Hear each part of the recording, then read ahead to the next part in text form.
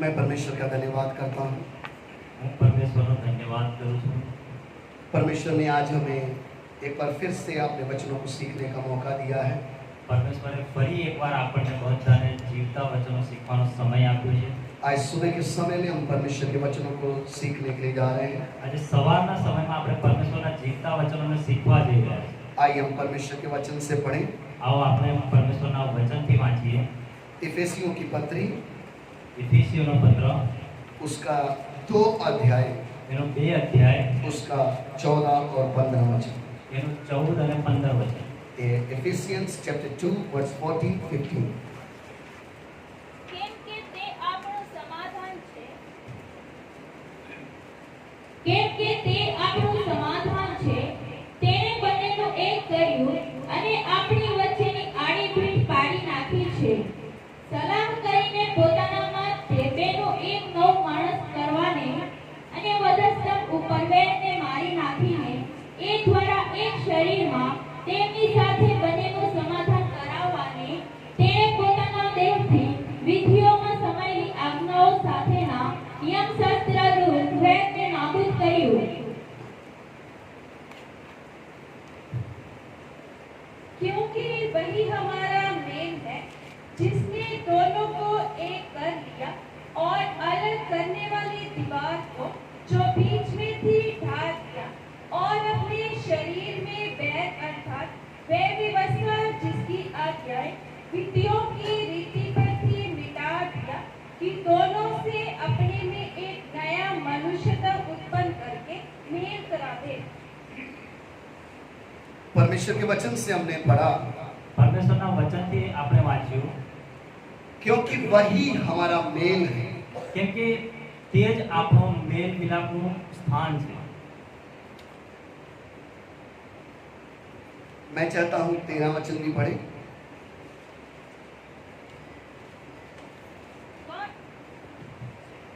પણ તમે જેઓ પહેલા દૂર હતા તે તમે હમણાં ખ્રિસ્ત ઈસુમાં ખ્રિસ્તના લોહીએ કરીને પાસે આવ્યા છો पर मसीह यीशु में तुम जो पहले दूर थे मसीह के लहू के द्वारा निकट हो गए हो।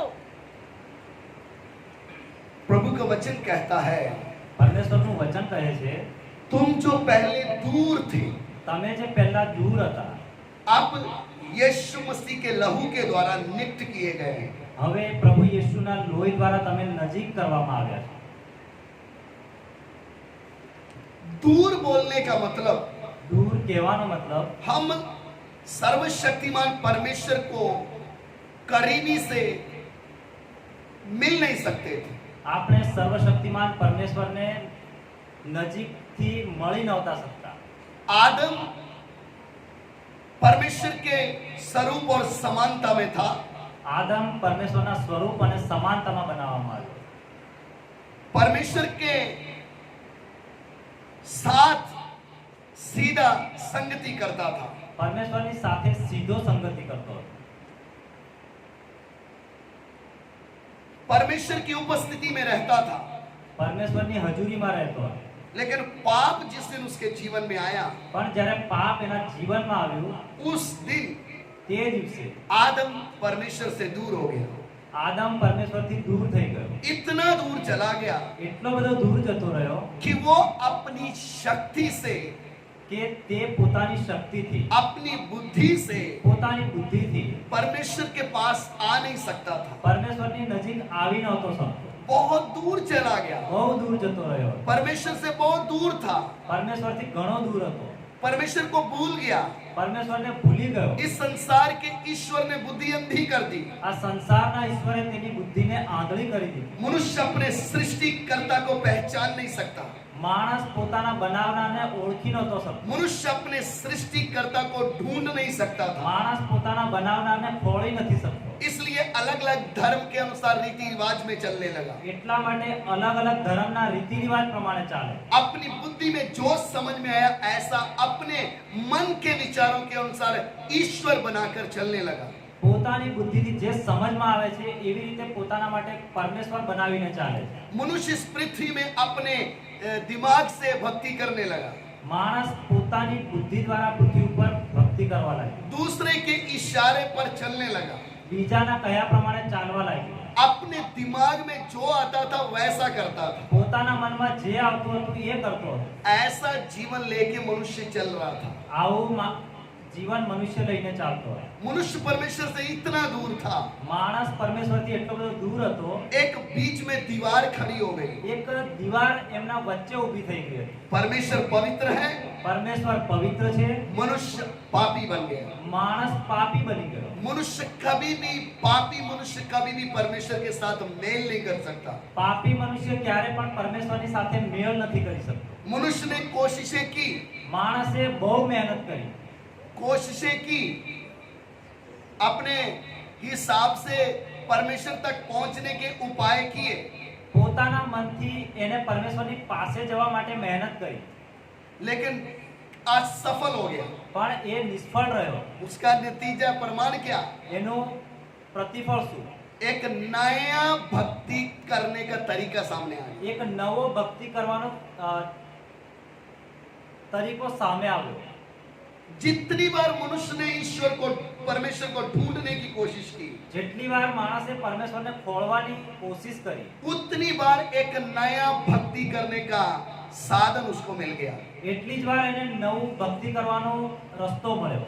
जितनी बार उसने ईश्वर को खोजने की कोशिश की, જેટલી વાર એને ઈશ્વરને ખોળવાની કોશિશ કરી, एक नई प्रतिमा उसके दिमाग में बैठ गई। એક નવી પ્રતિમા એના દિમાગમાં બેસી ગઈ।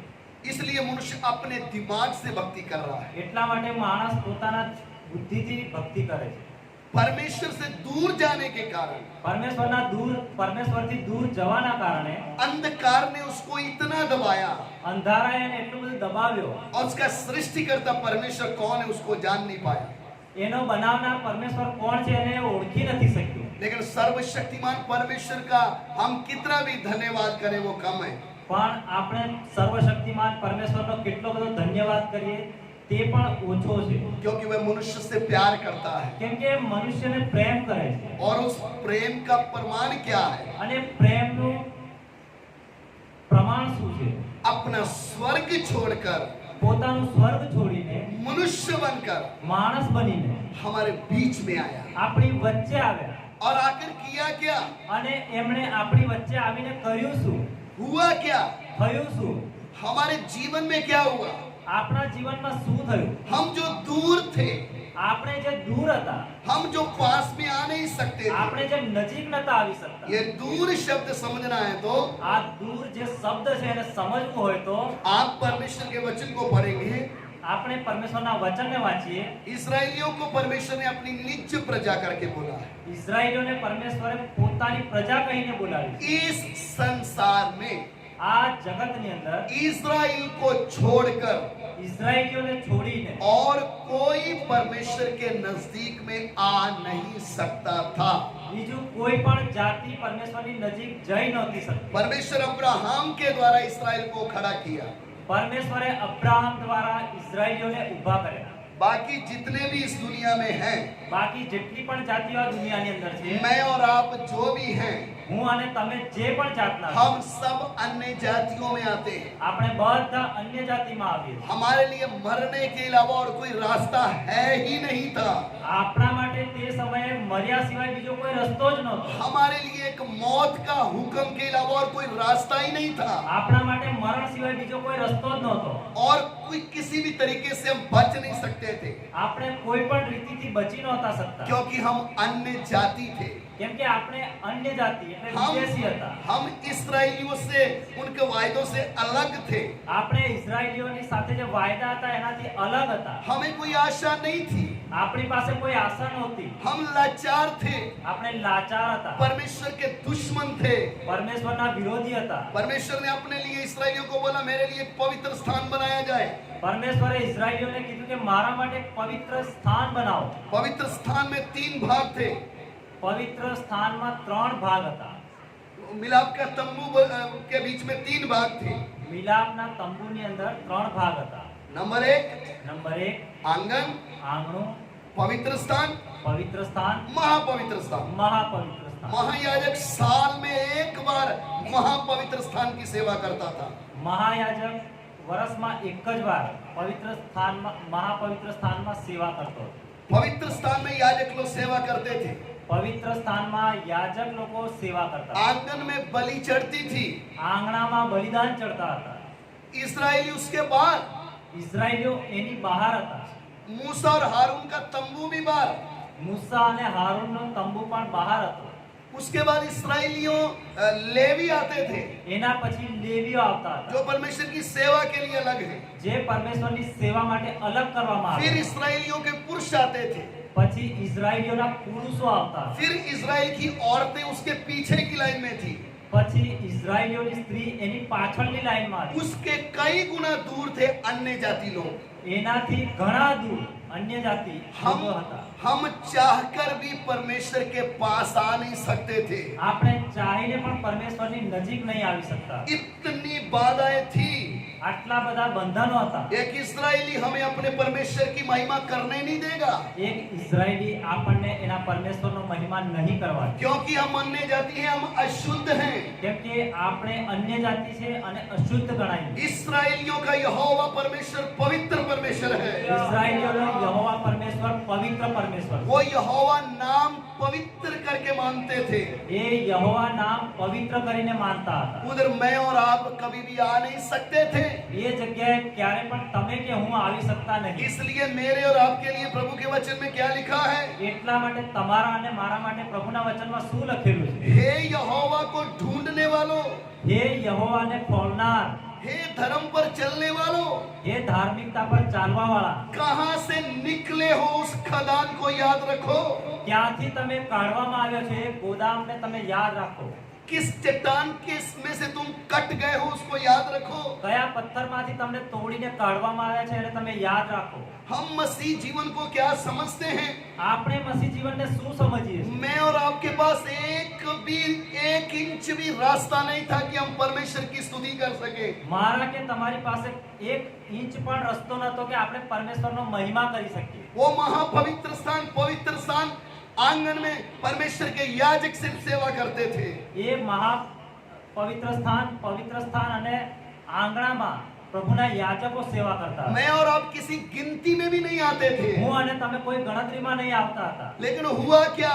પણ થયું શું? सर्वशक्तिमान परमेश्वर मनुष्य के रूप में आया. સર્વશક્તિમાન પરમેશ્વર માણસના રૂપમાં આવ્યો. उसने मेरे और आपके पाप का दंड अपने ऊपर उठाया. એમને મારા અને તમારા પાપનો બોજો પોતાના ખભે ઉઠાવ્યો. वो बोझ क्या था? એ બોજ શું હતો? यशाया उसका हालत देख के क्या बोलता है? યશાયા ભવિષ્યવક્તા એમની હાલત જોઈને શું કહે છે? बोलता ना तो उसका कोई रूप था, ना उसका कोई स्वरूप था. ના તો એનું કોઈ રૂપ હતું, ના તો એમની કોઈ प्रतिमा હતી. वह तुच्छ गिना गया. એ હલકા ગણવામાં આવ્યા. परमेश्वर ने हम सब का बोझ, पाप का बोझ उसके ऊपर डाल दिया. પરમેશ્વરે આપણા બધાનો પાપનો બોજ એમના ઉપર મૂક્યો. किसके लिए? કોના માટે? ताकि ये जो दूर खड़े हैं ये पास में बुलाए जाएं.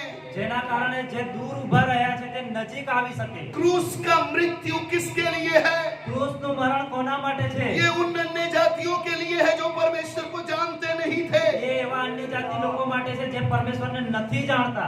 यीशु मसीह ने क्रूस पर जान किसके लिए दिया? પ્રભુ યેશુએ ક્રૂસ પર કોના માટે જીવ આપ્યો? इस संसार के हर वो व्यक्ति के लिए दिया जो परमेश्वर को जानता नहीं था.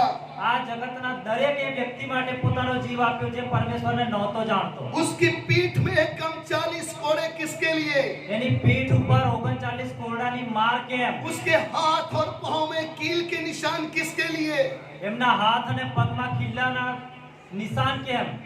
किसके लिए है? કોના માટે છે? मेरे और आपके लिए है. મારા અને તમારા માટે છે. एक अन्य जाति व्यक्ति यीशु के पीछे क्यों चल रहा है? એક અન્ય જાતિ વ્યક્તિ પ્રભુ યેશુની પાછળ કેમ ચાલે છે? आज कितने लोगों के अंदर ये गलत फहमी है આજે કેટલા લોકો વહેમમાં છે कि लोगों को पैसा देके यीशु के पीछे चलाया जाता है. લોકોને પૈસા આપીને પ્રભુ યેશુની પાછળ ચલાવવામાં આવે છે. पैसा एक दिन नष्ट हो जाएगा. પૈસા એક દિવસ ખતમ થઈ જશે. यीशु मसीह के पीछे चलते समय પ્રભુ યેશુની પાછળ ચાલતા સમયે पैसा, घर, धन दौलत लेके नहीं चल सकते. પૈસા, ઘર, ધન દौलत તમે તમે લઈને નહીં ચાલી શકો. अपने दिमाग में ये गलत फहमी निकाल दो તમારા મનમાંથી આ ખોટો વિચાર કાઢી નાખજો कि लोगों को पैसा दे कि उनको यीशु के पीछे चलाया जाता है। કે લોકોને પૈસા આપીને પ્રભુ યેશુની પાછળ ચલાવવામાં આવે છે. क्रूस का सुसमाचार जिसके जीवन में जाता है उसके जीवन में यीशु आता है। ક્રૂસ તો સુસમાચાર જેના જીવનમાં જાય છે એના જીવનમાં યેશુ આવે છે. अंधकार खत्म हो जाता है, અંધારું દૂર થઈ જાય છે. मनुष्य की बुद्धि खुलती है, માણસની બુદ્ધિ ખુલી જાય છે. मनुष्य को समझ में आता है માણસને ખબર પડે છે यीशु मसीह ईसाइयों का गुरु नहीं, वो सर्वशक्तिमान परमेश्वर है। પ્રભુ યેશુ ઈસાઈઓનો ગુરુ નહીં પણ એ સર્વશક્તિમાન છે. यीशु मसीह ईसाइयों का गुरु नहीं, યેશુ મસીહ ઈસાઈઓનો ગુરુ નહીં, मेरा उद्धार करता परमेश्वर है। મારો તારણહાર પરમેશ્વર છે. इसलिए एक व्यक्ति यीशु के पीछे चलता है।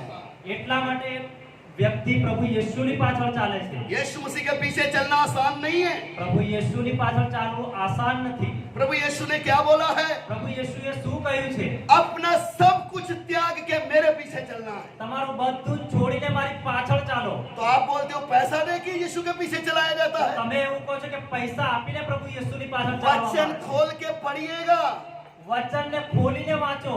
जो अपने आप का इनकार ना करे, જે પોતાની જાતનો નકારો ના કરે, जो यीशु मसीह को अपने माता पिता भाई बहन से अधिक प्यार ना करे, જે પ્રભુ યેશુને પોતાના મા-બાપ અને ભાઈ બહેનથી વધારે પ્રેમ ના કરે, जो अपना सब कुछ ना त्यागे, જે જ્યાં સુધી પોતાનું સર્વસ્વ ત્યાગી ના દે. जिस यीशु ने ये बोला तुम पैसे और परमेश्वर की सेवा नहीं कर सकते, એ ઈસુએ એવું કીધું કે તું પૈસા અને પરમેશ્વરની સેવા એક સાથે નહીં કરી શકે. आप बोलते हो पैसा दे के यीशु के पीछे चलाया जाता है। તમે એવું કહો છો કે પૈસા આપીને પ્રભુની પાછળ ચલાવવામાં આવે છે. ये झूठ है। આ ખોટું છે. जिसके अंदर सत्य वचन आ गया, જેની અંદર સાચું વચન આવી ગયું, उसका टुकड़ा टुकड़ा करने से भी अंदर से यीशु निकलेगा। એના ટુકડા ટુકડા કરવાથી પ્રભુ યેશુ એના અંદરથી નીકળશે. इसलिए लिखता है એટલા માટે લખે છે वही हमारा मेल है। એ જ અમારો મેલ મિલાપ છે. यीशु मसीह कौन है? પ્રભુ યેશુ કોણ છે? वो हमारा मेल है, એ આપણો મિલાપનું સ્થાન છે. जिसने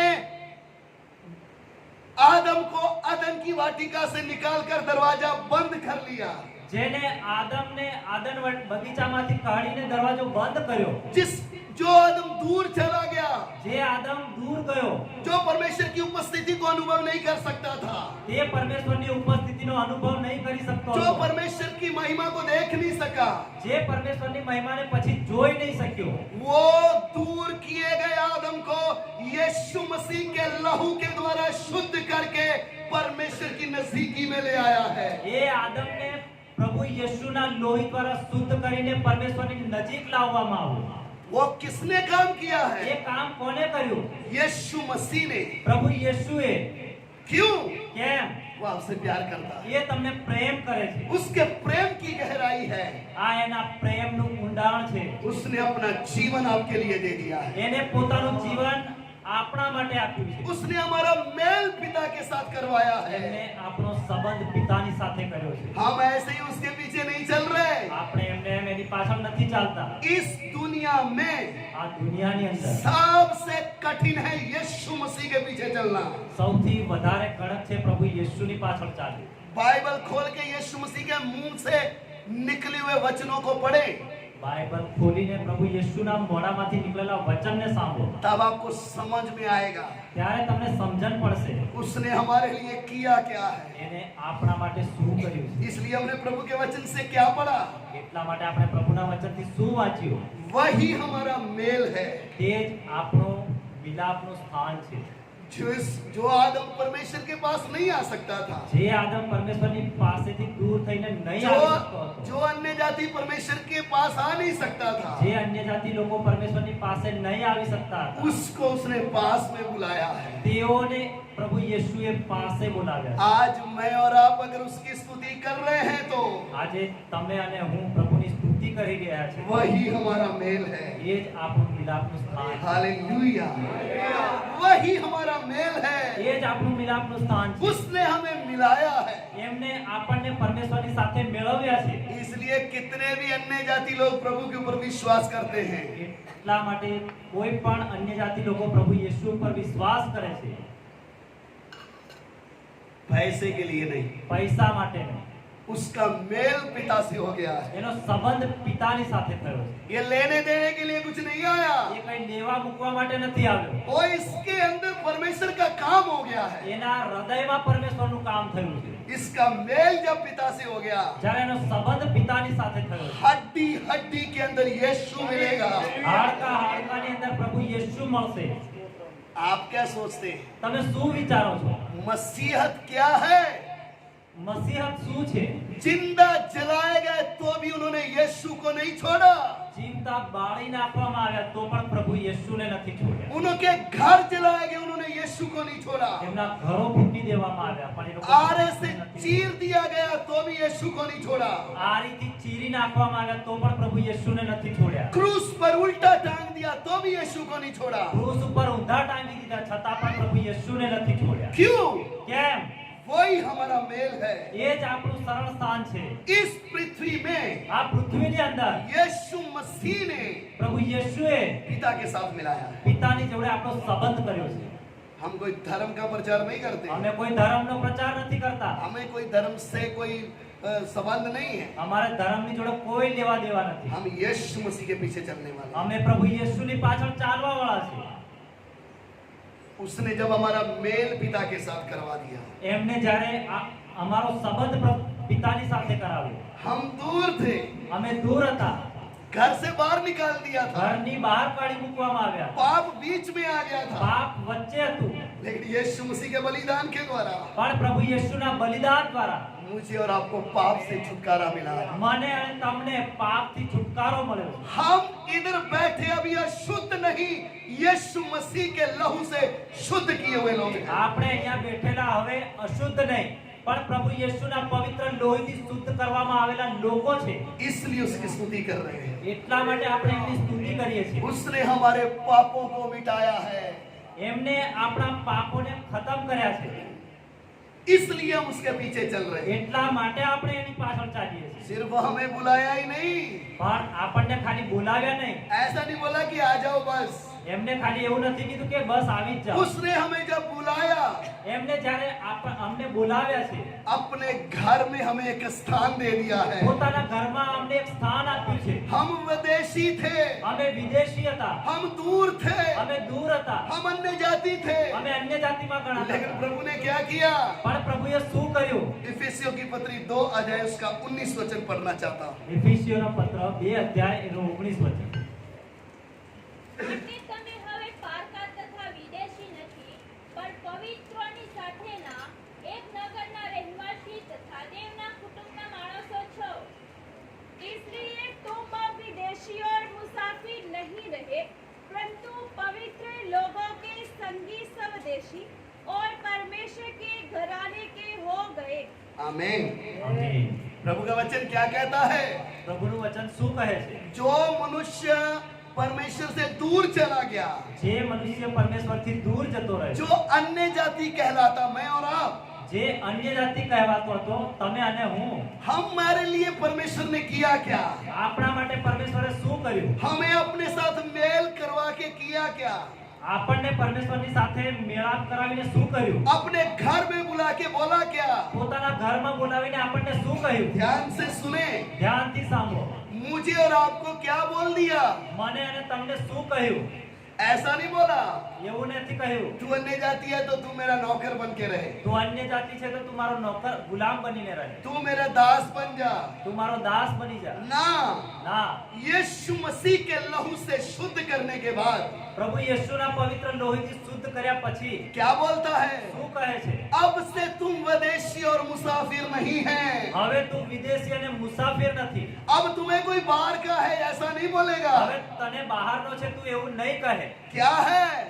શું છે? तुम कौन बन गए? તમે કોણ બની ગયા? तुम पवित्र लोगों का झुंड बन गए हो। તમે પવિત્ર લોકોના ટોળું બની ગયા तुम છો। परमेश्वर का घराना बन गए हो। તમે પરમેશ્વરના ઘરના લોકો બની ગયા છો। तुम परमेश्वर के घराने में शामिल हो गए हो। તમે પરમેશ્વરના ઘરની અંદર દાખલ થઈ ગયા છો। परमेश्वर के घराने का मतलब क्या है? પરમેશ્વરના ઘરની અંદર જવું એને શું કહેવાય? उसका मतलब क्या है? એનો અર્થ શું છે? आदम और हवा को परमेश्वर ने जब बनाया, આદમ અને હવાને જ્યારે પરમેશ્વરે બનાવ્યા, नौकर नहीं बनाया, નોકર નતા બનાવ્યા, अपना परिवार की तरह बनाया, પોતાના પરિવારના સદસ્ય તરીકે अपना બનાવ્યા, स्वरूप उनके अंदर डाला। પોતાનું સ્વરૂપ એના અંદર નાખ્યું। इसलिए रोज उनको मिलने आता था। એટલા માટે રોજ એમને મળવા માટે આવતા હતા। मुझे और आपको मौका क्या मिला?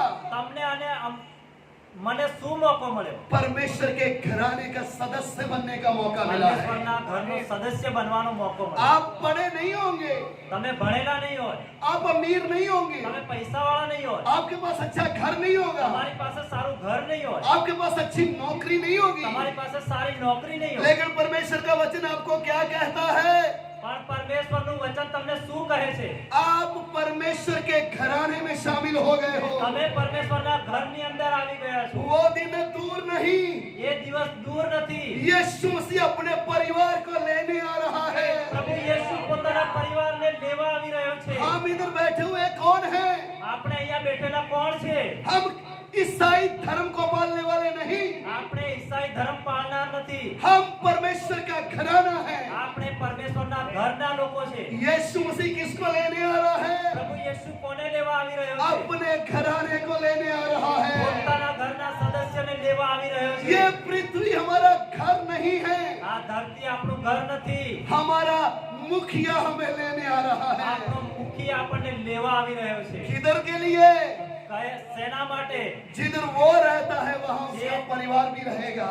જે સ્થાનમાં એ રહે છે તેની જગ્યાએ પોતાનું પરિવાર પણ રહેશે। इसलिए हम उसके चरणों में आते हैं, એટલા માટે આપણે એમના ચરણોમાં આવીએ છીએ। क्योंकि वो अपने परिवार में रहना चाहता है। કેમ કે એ પોતાના પરિવારની વચ્ચે રહેવા માંગે છે। वो समय आ रहा है એ સમય આવી રહ્યો છે जिसकी हम बिना देखे आराधना करते हैं। જેની આપણે વગર દેખે આરાધના કરીએ છીએ। आमने सामने हम उसकी स्तुति करेंगे।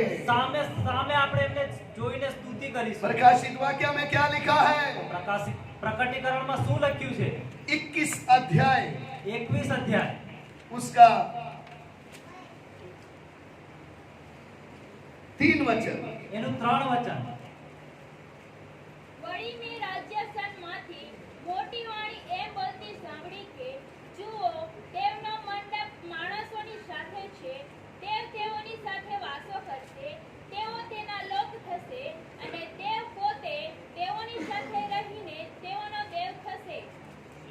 फिर मैंने सिंहासन से किसी को ऊंचे शब्द से यह कहते हुए सुना, देख परमेश्वर का डेरा मनुष्यों के बीच में है, वे उनके साथ डेरा करेगा और वे उसके लोग होंगे और परमेश्वर आप उनके साथ रहेगा और उनका परमेश्वर होगा। आगे 4 वचन भी बोल रहे हिंदी में। वह उनकी आंखों से सब आंसू पोंछ डालेगा और इसके बाद मृत्यु ना रहेगी और ना शोक ना विलाप ना पीड़ा रहेगी, पहली बातें जाती रही। क्या होने वाला है? શું થવાનું છે? परमेश्वर का दास यूहन्ना क्या बोल रहा है? પરમેશ્વરનો દાસ યહૂના શું क्या કહે છે? लिख रहा है? શું લખે છે? फिर मैंने क्या देखा? પછી મેં શું જોયું? एक आवाज आ रही है, એક અવાજ સંભળાય છે। परमेश्वर का डेरा मनुष्यों के बीच में हो गया। પરમેશ્વરનો ડેરો માણસોની વચમાં થયો। वास वह उनके संग रहेगा, તે એમની સાથે રહેશે। वह परमेश्वर उनके साथ रहेगा। તે પરમેશ્વર એમની સાથે રહેશે। मनुष्य परमेश्वर के साथ रहेंगे માણસ પરમેશ્વરની સાથે રહેશે और परमेश्वर आप उनका परमेश्वर होगा। અને પરમેશ્વર પોતે એમનો પરમેશ્વર થશે। उनकी सारी आंखों से वो आंसुओं को पूंछ डालेगा। એમની આંખોથી પરમેશ્વર આંસુને સાફ કરશે। वहाँ दुख नहीं होगा, ત્યાં દુઃખ નહીં હોય, कोई पीड़ा नहीं होगी, કોઈ જાતની તકલીફ નહીં वो હોય, श्राप नहीं होगा, ત્યાં શ્રાપ નહીં હોય, मृत्यु भी नहीं होगी। મરણ પણ ત્યાં નહીં હોય। उस नई पृथ्वी नए आकाश में कौन होगा? એ નવી પૃથ્વી અને આકાશમાં કોણ હશે? कौन रहेगा? કોણ રહેશે? परमेश्वर और उसका घराना वास करेगा। પરમેશ્વર એના ઘરના લોકો રહેશે, उसका घराना रहेगा। એના ઘરના સદસ્યો રહેશે। मेरे प्यारो, મારા પ્રિય, इस पृथ्वी के दुख को देख के डरना नहीं, આ પૃથ્વી ઉપરના દુઃખને જોઈને ડરશો નહીં, शौक को देख के डरना नहीं, શોકને જોઈને ડરશો નહીં, चिंता नहीं करना। ચિંતા ના કરતા। आपका घर का मुखिया आपको लेने आ रहा है। તમારા ઘરનો મુખી તમને લેવા આવી રહ્યો છે। हमें नहीं मालूम वो दिन कब आएगा, આપણને નથી ખબર એ દિવસ ક્યારે આવી રહ્યો છે, लेकिन जब वो आएगा પણ જ્યારે એ આવશે उसके घराने के लोगों को लेने आएगा। પોતાના ઘરના સદસ્યને લઈ જશે। हमारे लिए एक बड़ी आशा क्या है? આપણા માટે મોટી એક આશા શું છે? हमारा पिता हमें लेने आ रहा है। અમારો બાપ અમને લેવા આવશે। हम पिता के घर में जाने वाले અમે हैं। બાપના ઘરમાં જવાના છે। इसलिए इस पृथ्वी में हम मन नहीं लगाते, એટલા માટે અમે આ પૃથ્વી ઉપર મન નથી લગાડતા। इसलिए हम प्रभु के पीछे ही आपसे चलते हैं। એટલા માટે અમે પ્રભુની સાથે મનથી ચાલીએ છીએ। इसलिए हम क्या गाते हैं? એટલા માટે અમે શું ગાઈએ છીએ? जब हम सुनेंगे तुरी की आवाज उसी के समान